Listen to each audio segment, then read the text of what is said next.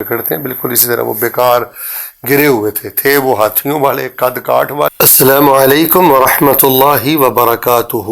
ناظرین و مستمعین، یقیناً آپ خیریت سے ہوں گے، خیریت میں ہوں گے۔ اللہ رب الرحمن آپ کے لیے خیر اور خوشی کے سب دروازے کھول دے، آمین ثم آمین۔ آج ہم سورۃ الفیل کا آسان ترجمہ اور اس کے پیغام پر غور کریں گے۔ تو اجمالی طور پر اس سورہ کا پیغام آپ سن لیں کہ دین کی حفاظت اللہ خود کرتا ہے۔ جب دین والے کمزور پڑ جائیں اور دین والے تھوڑے ہوں، تب بھی اللہ تبارک و تعالی اپنے دین کو غالب رکھتا ہے اور وہ پرندوں سے بھی کام لیتا ہے۔ حتیٰ کہ قرآن کے ایک مطالعے سے معلوم ہوتا ہے کہ وہ اپنے دینداروں کی حفاظت کے لیے کتے سے بھی کام لیتا ہے۔ تو باہر صورت اللہ تبارک و تعالی نے صورت میں پیغام یہ دیا تھا قریش کو، عرب کو، کہ کعبہ کی جو سلامتی ہے وہ اللہ تعالیٰ کی بڑی خاص رحمت ہے، ورنہ ابرہا اپنی ہاتھیوں اور لشکروں کے ساتھ جب آیا تھا تو تم بڑے بے بس تھے۔ تو جب اللہ تبارک و تعالیٰ نے تمہاری بقا کے لیے پرندوں سے تمہاری مدد کی، تو تمہیں بھی چاہیے کہ اللہ تبارک و تعالیٰ کی توحید اور اس کے دین کے غلبے کے لیے کوشاں رہو اور اللہ تبارک و تعالیٰ کی توحید کو قبول کرو۔ تو آئیے اس کے ترجمے پہ غور کرتے ہیں۔ اعوذ باللہ من الشیطان الرجیم، بسم اللہ الرحمن الرحیم۔ الم تر کیف فعل ربک باصحاب الفیل، کیا آپ نے نہیں دیکھا کس طرح کیا تیرے پروردگار نے ہاتھی والوں کے ساتھ؟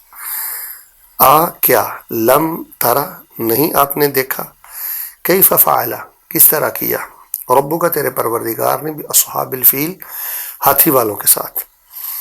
الم یجعل کیدہم فی تضلیل، کیا نہیں کیا ان کے مکر کو، ان کی چال کو نکارا۔ فی تضلیل کا معنی نکارا، نامراد۔ وَأَرْسَلَ عَلَيْهِمْ طَيْرًا أَبَابِيلَ، اور بھیجا ان پر پرندے جھنڈ کے جھنڈ۔ ابابیل سے مراد وہ ابابیلیں نہیں ہیں جو معروف پرندوں کے نام ہیں، بلکہ کئی لوگ تو ابھی تک کہتے ہیں جی ابھی بھی کعبہ کے اوپر ابابیلیں چکر لگاتی ہیں۔ ایسا نہیں ہے، یہاں ابابیل سے مراد جھنڈ کے جھنڈ، گروہ کے گروہ۔ تو ابابیل کہتے ہیں گھوڑوں اور پرندوں کے جو جھنڈ کے جھنڈ ہوتے ہیں نا، اس پر یہ لفظ ابابیل بولا جاتا ہے۔ وَأَرْسَلَ عَلَيْهِمْ طَيْرًا أَبَابِيلَ، اور بھیجا ان پر پرندوں کے جھنڈ در جھنڈ۔ تَرْمِيهِمْ بِحِجَارَةٍ مِّن سِجِّيلٍ، وہ پھینکتے تھے ان پر کنکر کی پتھریاں۔ ترمیہم، وہ پھینکتے تھے ان پر بحجارتن، ساتھ پتھریوں کے، من سجیل، کنکر سے، یعنی سخت جو کنکر تھے ان کی پتھریاں وہ ان پر پھینکتے تھے اپنے پنجوں اور اپنے چونچوں کے ذریعے۔ فجعلہم کعصف مأکول، بس کر دیا ان کو کھائے ہوئے بھس کی طرح۔ بھس جو ہے وہ جو لید ہوتی ہے نا اس کو کہتے ہیں، لیکن قرآن کا ایک شائستہ اسلوب ہے تو کعصف معقول کہہ دیا۔ جس طرح لید میں جو تنکے وغیرہ ہوتے ہیں یا توڑی وغیرہ ہوتی ہے تو وہ ہوا سے دائیں بائیں بکھرتی رہتی ہے نا، فرمایا بالکل اسی طرح وہ لوگ بے وقت ہو کے تنکوں کی طرح دائیں بائیں اڑتے تھے، ایسے اللہ نے ان کو بیکار کر دیا۔ بظاہر وہ ہاتھی والے تھے اور بعض تفسیری روایات کے مطابق ہزاروں کا لشکر تھا، بعض تو 60,000 بھی لکھتے ہیں۔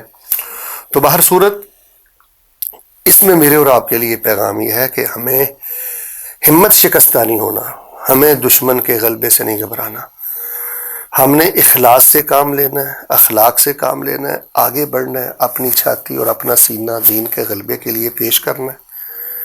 جہاں واقعی طور پہ ہم بے بس ہوئے تو پھر اللہ غیبی مدد کے ساتھ اپنے اسلام اور اللہ تعالیٰ اپنے دین اور اپنے کعبہ کی حفاظت کرتا ہے اور اس کا پھر کوئی مقابلہ نہیں کر سکتا۔ تو آئیے میں ایک دفعہ پھر آپ کو ترجمہ سنائی دیتا ہوں۔ الم تر کیف فعل ربک باصحاب الفیل، کیا آپ نے نہیں دیکھا کس طرح کیا تیرے رب نے ہاتھی والوں کے ساتھ؟ یہاں اس کا مطلب یہ نہیں ہے کہ آپ نے دیکھا اور آپ وہاں تھے لہذا آپ حاضر ناظر ہیں۔ کئی لوگ یہ بھی ظلم آج کل قرآن کے ساتھ کر رہے ہیں. ایک خود ساختہ عقیدہ گڑھتے ہیں، بناتے ہیں. جب لوگ ان سے دلیل پوچھتے ہیں تو پھر اللہ معاف فرمائے ایسا ظلم قرآن کی آیتوں کے ساتھ کرتے ہیں کہ وہ بالکل تحریف معنوی سے بھی بدترین جرم بن جاتا ہے. لہٰذا اس عید کو پڑھ کے اگر کوئی حاضر ناظر ثابت کرتا ہے، یہ کتاب میں لکھتا ہے، تو اس کو اللہ سے ڈر جانا چاہیے. یہ ایک اسلوب ہے جو بڑا معروف واقعہ ہو. جس سال رسول پاک پیدا ہوئے تھے اسی سال یہ واقعہ پیش آیا تھا. عام الفیل والا سال اس کو کہا جاتا ہے نا، ہاتھی والا سال. تو یہ ایک اشارہ بھی تھا کہ کعبے کو مٹانے والے خود مٹ گئے ہیں اور اب کعبے کو بلندیاں دینے والا پیغمبر اس دنیا میں آ گیا. تو بہر صورت یہ ایک اسلوب ہے جو ایک بڑا معروف واقعہ ہوتا ہے نا. ہم کہتے ہیں یار آپ نے نہیں دیکھا، آپ کو نہیں پتہ چلا، آپ نے نہیں دیکھا. تو مطلب یہ نہیں ہوتا کہ اس نے دیکھا ہے. وہ ایک مشہور واقعہ کی طرف توجہ دلانا مقصود ہوتی ہے. الم ترى، کیا آپ نے نہیں دیکھا، کیا تو نے نہیں دیکھا، کیف فعل ربک باصحاب الفیل، کس طرح کیا تیرے رب نے ہاتھی والوں کے ساتھ.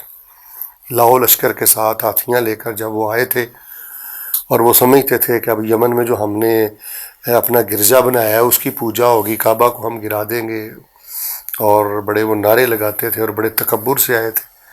لیکن اللہ تبارک و تعالیٰ نے ان کی حیثیت تنکوں سے بھی کم تر کر دی. الم یجعل کیدہم فی تضلیل، بڑا مکر فریب اور بڑا طاقت کا روب تھا، لیکن سب کچھ اللہ نے نکارہ کر کے رکھ دیا. تو پیچھے اللہ کی قدرت کار فرما ہوتی ہے. دیکھیں ہماری موجیں، ہماری فوجیں اور ہمارا اسلحہ یہ ایک دکھاوے کی چیزیں ہیں، ٹھیک ہے. اصل میں طاقت اور قوت اللہ کی ہے. دشمنوں کو ان کی پالیسیوں میں نامراد اور ناکام وہ اللہ تبارک و تعالیٰ کی ذات کرتے ہیں. لہٰذا ہمیں ضرورت سے زیادہ نہیں پریشان ہونا چاہیے، اخلاص پہ ورک کرنا چاہیے. ترمیہم بحجارۃ من سجیل وارسل علیہم طیرا ابابیل، اور بھیجا ان پر پرندوں کو جھنڈ در جھنڈ. وہ ہاتھیوں پر اپنے پنجوں اور چونچوں میں پتھر کی کنکریاں لے کے ان کو پھینکتے تھے اور بالکل ان کے جسم میں بگاڑ پیدا ہو جاتا تھا. کئی تو وہیں مر گئے اور پھر کئی خوف کے مارے بھاگ گئے. ترمیہم بحجارۃ من سجیل، وہ پھینکتے تھے ان پر کنکر کی پتھریاں، یعنی پکی مٹی کی نا بنی ہوئی کنکریاں، پتھریاں وہ ان پر پھینکتے تھے. فجعلہم کعصف مأکول، اور ان کو کر دیا کھائے ہوئے بس کی طرح. جیسے جانور چیز کھاتا ہے اس کے بعد وہ لید کرتا ہے اور اس کی لید میں جو تنکے وغیرہ ہوتے ہیں ہواؤں میں بکھرتے ہیں، بالکل اسی طرح وہ بیکار گرے ہوئے تھے وہ ہاتھیوں والے، قد کاٹ والے، آلات و حرب و ضرب سب کچھ ان کے پاس تھا، لیکن اللہ تبارک و تعالیٰ نے بالکل ان کو نامراد کر کے رکھ دیا. تو اللہ تبارک و تعالیٰ کے حضور دعا ہے کہ اللہ رب الرحمن آج بھی پرندوں کے جھنڈ در جھنڈ بھیج اور مسلمانوں کو غلبہ دے، فلسطین میں غلبہ دے.